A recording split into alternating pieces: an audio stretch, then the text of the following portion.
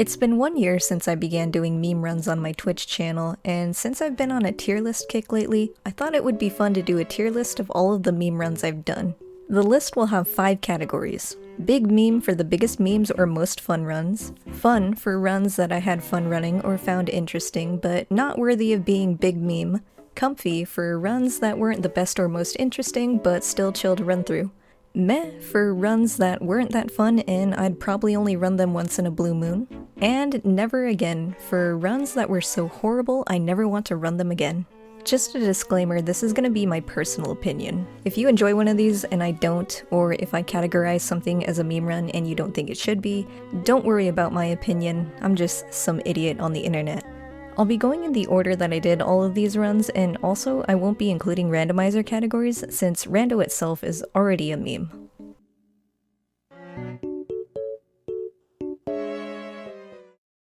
The first category is KH1 All Puppies. The goal of this run is to collect 99 Dalmatians and beat the game. The route has you go out of your way to collect the various Dalmatian chests, which includes revisiting worlds after learning movement abilities, magic spells, and trinities. This run also visits Olympus Coliseum, a world that any percent skips. The biggest benefit from collecting all the puppies is an arrow upgrade, and in fact you can collect the other upgrade while getting puppies in Neverland, which means you'll have Arrowga for the rest of the game. And Arrowga is very powerful. Powerful enough to make final fights significantly easier. Not only does it reduce damage like base arrow, but it also deals damage on contact like Arrowa, and deflects certain attacks. Overall, the routing mostly just has you collect some extra chests along the way, and to me, the objective is less of a meme and more of an honorable thing to do. Who wouldn't want to save some puppers? I'm gonna put this category in the comfy tier. The next category is KH2 All ASS, which stands for All Absent Silhouettes and Sephiroth. The goal of this run is to defeat those bosses and beat the game. This route is pretty similar to an All Worlds category with these extra fights thrown in. You'll be completing the optional worlds/visits that any percent skips, such as Pridelands, Olympus Coliseum 2, and Space Paranoids 2, and you'll also be getting Final Form. You also get to fight Sephiroth, which is a fight that actually not too many categories of this game require. And in my opinion, Sephiroth is a very fun fight. That combined with this category's name are enough for me to put it in the top tier. Next is KH3 EZ Codes Any percent. The goal of this run is to select the easy adventure option at the beginning of the game, then use any number of easy codes to beat the game as quickly as possible. The route has you turn on all of the codes except for survival, which triples stats for both allies and enemies, so you'll want to keep it off so the enemies don't deal more damage to you. The run is pretty much you one-shotting everything, with the only real challenge being to optimize your movement. I suppose it's a good run to work on that if you're running the game seriously. I personally didn't find this category very interesting, and one-shotting everything got old for me once we got Thunder. While I find the movement in this game to be fun, I think the run is too long for me to be engaged in it for the entire time. This run is going in the meh tier since I don't think it's painful to run, but I don't think it's very fun either. The next category is KH3 All Lucky Emblems. The goal of this run is to collect all 90 hidden Mickeys, which the game calls Lucky Emblems. This route has you collect emblems during the any percent route, then do some backtracking here and there for the rest, most notably Olympus and the Caribbean. Unfortunately, the rewards from collecting the emblems don't have a huge impact on the run. You may equip some extra armor or accessories, but for the most part, they don't make a big difference. Even the final reward, the Mickey clasp, isn't used in optimal runs. Although I like to use it to try to stunlock Goat Nort's water phase. Even though it may be any percent with extra steps, I do think this run is pretty comfy, and for some reason, I just like taking pictures of the Mickeys. I'm gonna put it in the comfy tier. The next category is KH2 All Puzzles. The goal of this run is to collect every puzzle piece in the game, then assemble all 6 puzzles. This route consists of completing almost all of the worlds in the game. You even get to take a dip into Atlantica for a few pieces. It also has you complete the Cavern of Remembrance to get the pieces there. None of the rewards from completing the puzzles make a big impact on the run when you obtain them, but I do enjoy puzzles in general, so I kinda enjoy this run overall, especially when we get to actually do the puzzles. Though I can't imagine trying to optimize the puzzle split. All in all, this run is fine, it's a comfy time, and it's gonna go in the comfy tier. The next category is KH1 Fight Club. The goal of this run is to defeat all of the kids on Destiny Islands. This includes Riku, Waka, Selphie, Tidus, then a 3v1 versus the Final Fantasy characters.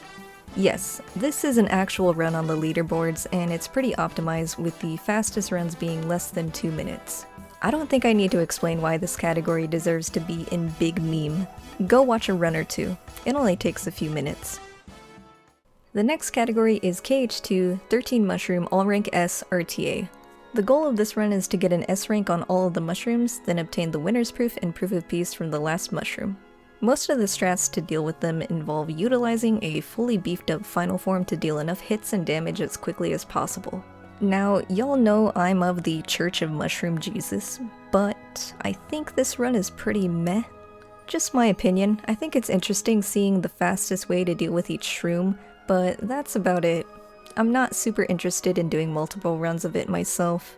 Therefore, this is going in the meh tier. Now we're getting into categories that aren't official. These are some of the categories that I made up myself. The first is KH1 Pooh %. The goal of this run is to collect all 5 torn pages, then complete the 100 Acre Wood World. I found this run a bit interesting to route since you need a certain number of puppies to obtain one of the pages, then you only need to enter Halloween Town's lab for a page, then enter Ariel's grotto for another. These worlds don't need to be completed since we just need the page. So the route was kind of neat, but then we need to actually complete 100 Acre Wood. I did this run after doing some rando runs, and wow, it is very slow in vanilla. I believe other categories complete this optimally in about 30 minutes. Despite all that, I found the category to be pretty fine overall. It was quite comfy when we ran it, so it's going in the comfy tier. The next category is KH2 Pooh %. Similar to KH1, the goal of this run is to collect all 5 torn pages, then complete 100 Acre Wood. This route is basically any % with a quick detour into Pridelands, then stopping after the Throne Room and LOD to go to 100 Acre Wood. Yeah, we don't even fight Stormrider. 100 Acre Wood in this game is faster than KH1's version of the world, but slower than the randomizer version, due to not having the fast minigame quality of life feature. And me, primarily being a rando player, this dampened my experience with it. Overall, it just felt like a shorter any % with 100 Acre Wood tacked on, and 100 Acre Wood isn't very interesting to complete.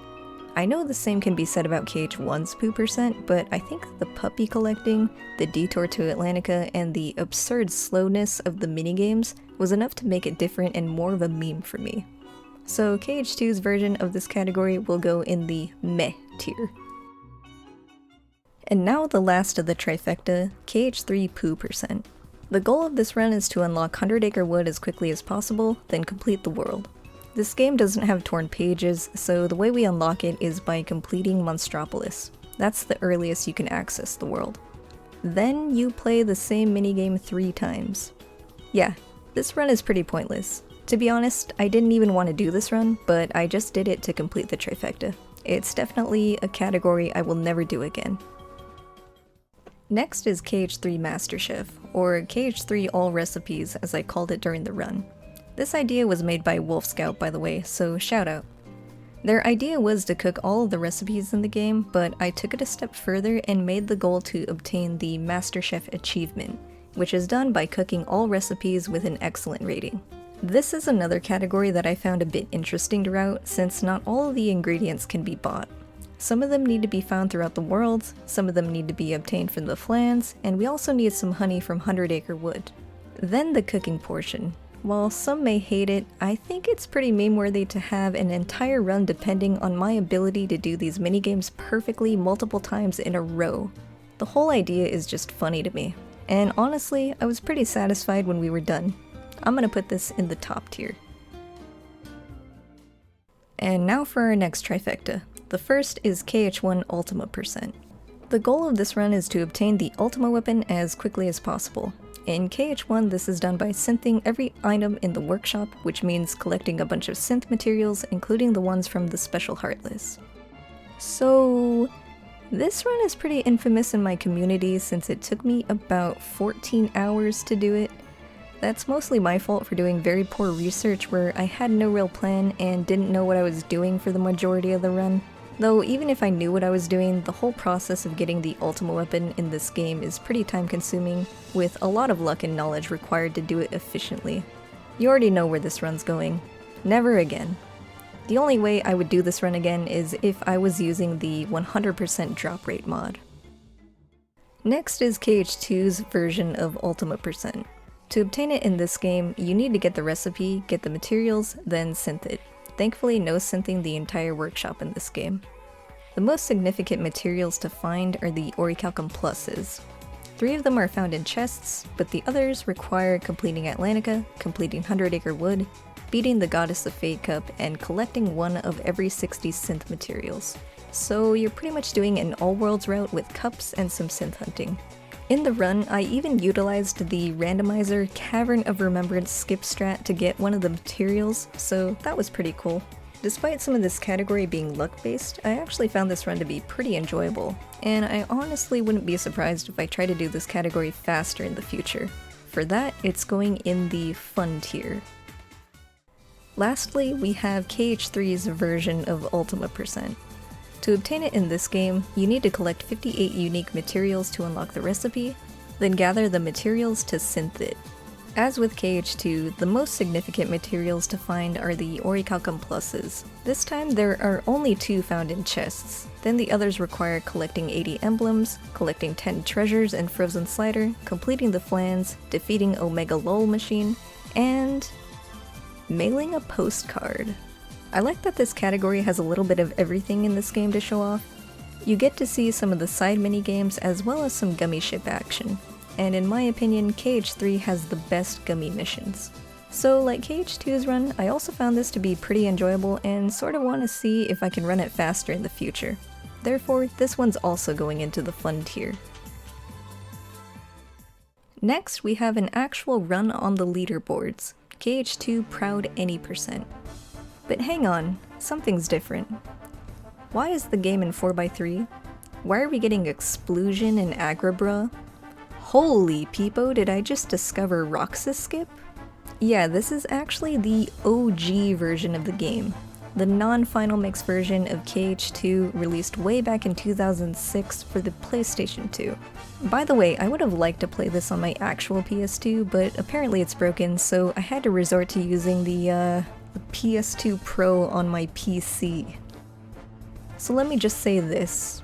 There's a reason why when this game was run competitively, that the main category was beginner. Proud is pretty painful. And yeah, so I did this once, and I'm never doing it again. If I do speedrun this game again, it'll be beginner. This goes in the never again tier. And now our last trifecta of the year. First, we have KH1 Drip %, or Ribbon %. The goal of this run is to obtain the ribbon. And that's it. So the KH1 version of this run is kind of a mini Ultima %, except this time I knew what I was doing because I spent more time routing and used the 100% drop rate mod. This category is less demanding than Ultima since there are less materials required. You only need to synth enough materials to make it to list 5, then synth the ribbon. There are elements of the Ultima run still here, such as puppy collecting, doing some of 100 Acre Wood, and even defeating a few special Heartless. Overall, this run isn't too bad. With the 100% drop rate mod, I'd actually put it in the fun tier. Without it, it probably gets bumped down, but I think it fits here. KH2's version of the category involves getting the style recipe from Starry Hill, then collecting enough synth materials to level up the Moogle to allow you to synth the ribbon. Also, there's no 100% drop rate mod for this game, but this run is pretty light on luck. Only a few materials are grinded from enemies. Comparing this to other meme runs I've done of this category, I felt a little more engaged in this one. The other categories were pretty much just do any % or all worlds in an almost identical way, then deviate at the world that never was. This run required me to open some chests along the way, which you know my inner rando player loves and is naturally inclined to do. If I'm honest, I think doing more runs of this would bump my opinion of this run down, but as of right now, I'll put it in the fun tier. I already implied I want to do more runs of this just for funsies. Next we have KH3 Drip %. This one's pretty simple compared to KH1 and 2's runs. While those two involved some routing around synth, This run is just collecting 30 emblems. Then bam, you're done. I actually got a sub-hour on this run. I think just for that fact and how absurdly simple this is, I might throw it into top tier. Actually, on second thought, this run is almost as pointless as Pooh%. Plus, most of the run is getting through Olympus, which is my least favorite part of running this game, so it's going in never again. And finally, we have a non-Kingdom Hearts run, starring one of the most beloved creatures in all of gaming. This is Pokemon Scarlet Blooper%. The goal of this run is to obtain a blue Wooper as quickly as possible. This is done by catching a Paldean Wooper, then trading it for a blue Wooper in XIII, the town with the Chef Gym leader. The vast majority of this run is getting through the tutorial, but then we get to find the fastest way to jump over the mountains and travel into town. Then we get our Wooper. Obviously this is going in top tier.